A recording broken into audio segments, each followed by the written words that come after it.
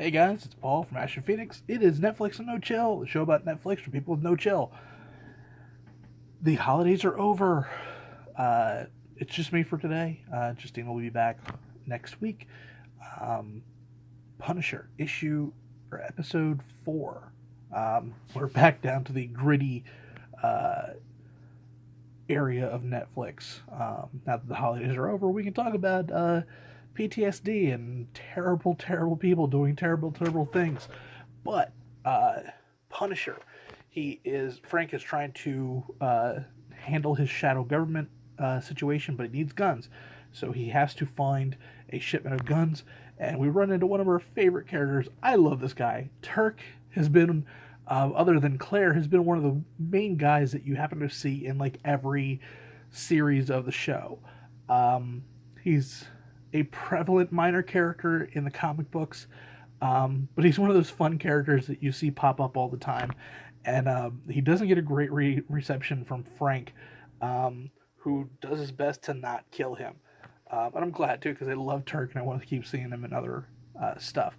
But we find that they locate their gun shipment and they have to go and get their guns. Meanwhile, the tension between Frank and Micro is kind of this back and forth cat and mouse kind of thing because um, they hate each other.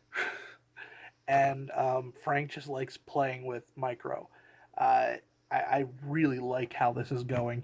He's basically using his wife, who doesn't realize that she's alive, as this pawn and a bargaining chip. Basically, it's, you do what I'm doing, or else I'm going to drag her into it. And it, it's just it creates a lot of tension um, that I really like in the story. I really like how uh, seeing Frank do something um, for anybody, and it not be a violent, horrible thing, kind of humanizes the character a little bit. It really does kind of bring it home for the character, but that is short lived because we have to get the guns. Meanwhile, the agent in charge of taking down Frank, because she knows that even though her boss was dirty, he is dead, and it's probably Frank's fault. Uh, is in charge of this gun sting that does not go well because Frank hijacks everything and takes the guns because he needs them. Um, there's a awesome chase scene, and then Micro takes it upon himself to run over the agent. Um, and then we see this tense moment where Frank actually saves the agent.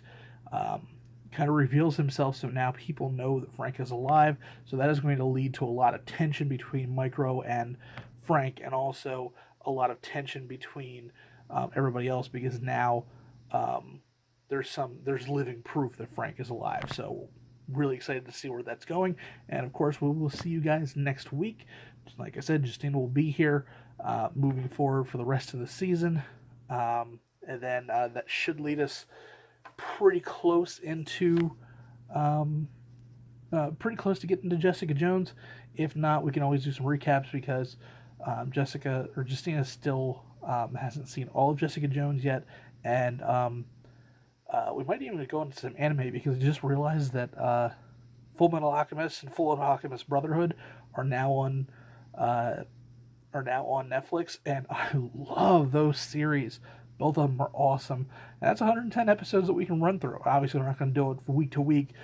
If we do happen to do it, we'll probably do like a season at a time, because there's about 5 seasons of it. So like one episode will be one whole season of what's going on with Full Metal Alchemist, because there is a lot of room to go, and each episode is only 20 minutes outside of um, the opening and the ending.